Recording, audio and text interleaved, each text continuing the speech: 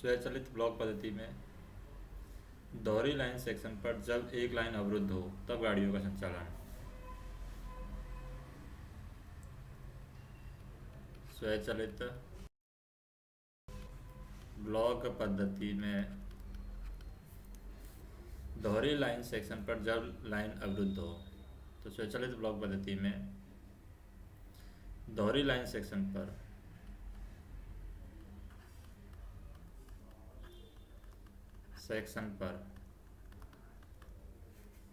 जब एक लाइन अवरुद्ध हो, जब एक लाइन अवरुद्ध हो, तो स्वचालित ब्लॉक पद्धति में दोहरी लाइन सेक्शन पर जब एक लाइन अवरुद्ध हो तब गाड़ियों का संचालन, किस तरीके से किया जाएगा। तो पहला पॉइंट हम देखते हैं कि जब स्वचालित ब्लॉक पद्धति में दोहरी लाइन वाले खंड पर कोई एक लाइन किसी कारण से अवरोधित हो जाती है,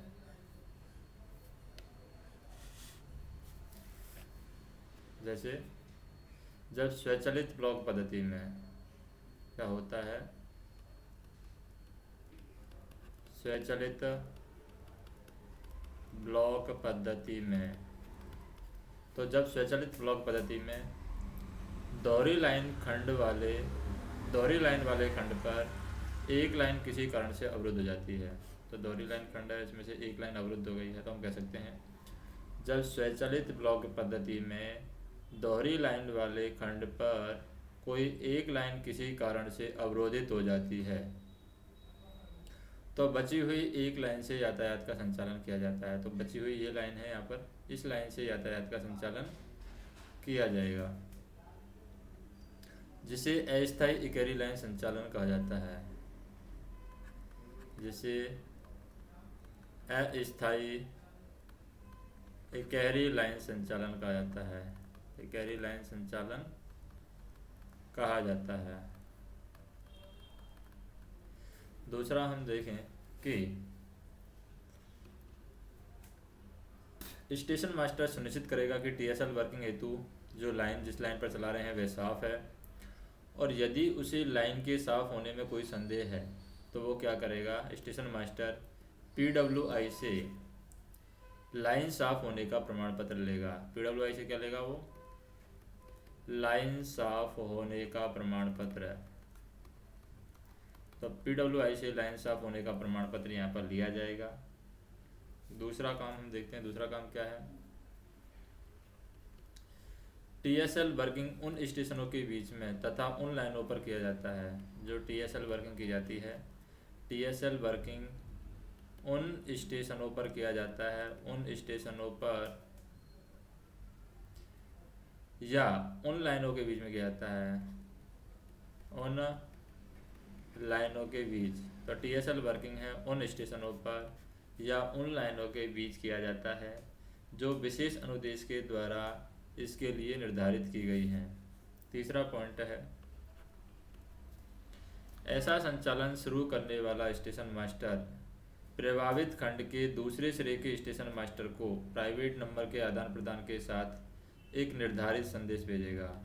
तो हम कह सकते हैं निर्धारित संदेश, जैसे हम कह सकते हैं कि ऐसा संचालन शुरू करने वाला स्टेशन मास्टर प्रभावित खंड के दूसरे सिरे के स्टेशन मास्टर को प्राइवेट नंबर के आदान प्रदान के साथ में एक निर्धारित संदेश भी भेजेगा।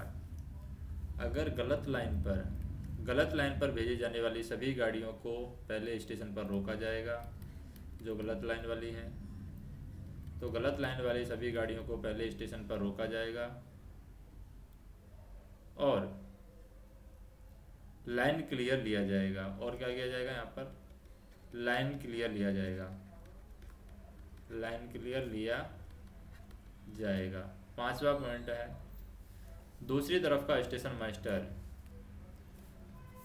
गलत लाइन से आने वाली गाड़ी को लाइन क्लियर तब तक नहीं देगा, जो दूसरी लाइन का है, दूसरी तरफ का स्टेशन मास्टर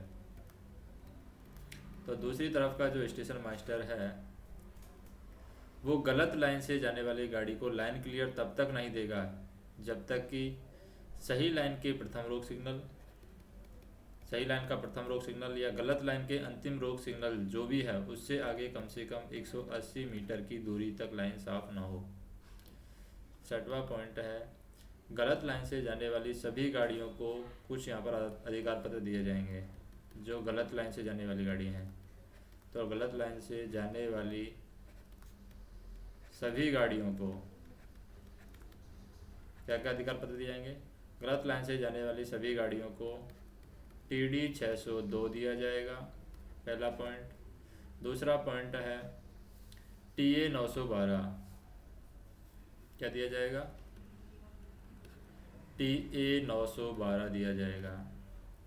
TD 602, TA 912 तो गलत लाइन में चलते समय बाजू वाली लाइन के सिग्नल को लागू नहीं है। तो गलत लाइन पर जब चल रहे हैं हम, तो गलत लाइन पर चलते समय बाजू वाली लाइन के सिग्नल को लागू नहीं किया जाएगा, उनका विवरण रहेगा। तथा अर्ध स्वचालित गेट व हस्तचलित रोक सिग्नल को तभी ऑन किया जाएगा। यहाँ पर जो हस्तचलित हैं, हस्तचलित रोक सिग्नल हैं या फिर अर्ध स्वचालित गेट सिग्नल है, अर्ध स्वचालित गेट सिग्नल, तो अर्ध स्वचालित गेट सिग्नल और हस्तचलित रोक सिग्नल को तभी यहाँ पर ऑन किया जाएगा या ऑन स्थिति में पार करने के बारे में यहाँ पर लिखा जाएगा। तो TA 912 हम कह सकते हैं कि गलत लाइन में चलने वाली या गलत लाइन में चलते समय बाजू वाली लाइन के सिग्नल जो लागू नहीं हैं उनका विवरण रहेगा। तथा अर्ध स्वचालित गेट और हस्तचलित रोक सिग्नल को तभी ऑन स्थिति में पार करने के बारे में लिखा जाएगा जब वहाँ कोई वर्दीधारी रेल कर्मचारी क्या दिखाए? हाथ सिग्नल दिखावे। तो जब वहाँ पर कोई वर्दीधारी रेल कर्मचारी हाथ सिग्नल दिखाएगा तभी उनको ऑन स्थिति में पार करने के बारे में लिखा जाएगा। नेक्स्ट हम देखें, गलत दिशा में TSL में जाने वाली पहली गाड़ी के लोको पायलट। तो हम कह सकते हैं गलत दिशा में TSL में जाने वाली पहली गाड़ी के लोको पायलट, पहली गाड़ी के लोको पायलट। तो गलत दिशा में TSL में जाने वाली पहली गाड़ी के लोको पायलट के द्वारा रास्ते के गेटमैन और गैंगमैन को सूचित किया जाएगा। जो रास्ते के गेटमैन हैं और गैंगमैन हैं उनको यहाँ पर सूचित किया जाएगा। और TSL में गलत दिशा में जाने वाली प्रत्येक गाड़ी और सही दिशा में जाने वाली पहली गाड़ी, गलत दिशा में जाने वाली प्रत्येक गाड़ी और सही दिशा में जाने वाली पहली गाड़ी, सही दिशा में जाने वाली पहली गाड़ी की गति तो 25 km/h होगी, लेकिन गलत दिशा में कोई गाड़ी जा रही है तो प्रत्येक गाड़ी की गति 25 km/h होगी, जबकि सही दिशा में सिर्फ पहली गाड़ी की गति 25 km/h होगी। 9वां पॉइंट है अगले स्टेशन पर पहुंचते समय। 9वां पॉइंट क्या है? अगले स्टेशन पर पहुंचते समय, अगले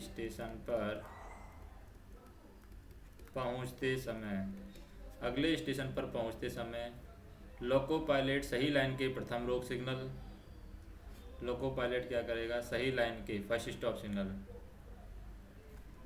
तो सही लाइन के फर्स्ट स्टॉप सिग्नल। तो हम कह सकते हैं अगले स्टेशन पर पहुंचते समय लोको पायलट सही लाइन के प्रथम रोक सिग्नल या गलत लाइन पर अगर जा रहे हैं तो गलत लाइन जिस पर गाड़ी चल रही है उसके अंतिम रोक सिग्नल, गलत लाइन का लास्ट स्टॉप सिग्नल। तो अगले स्टेशन पर पहुंचते समय लोको पायलट सही लाइन के प्रथम रोक सिग्नल या गलत लाइन जिस पर गाड़ी चल रही है उसके अंतिम रोक सिग्नल जो भी पहले पड़े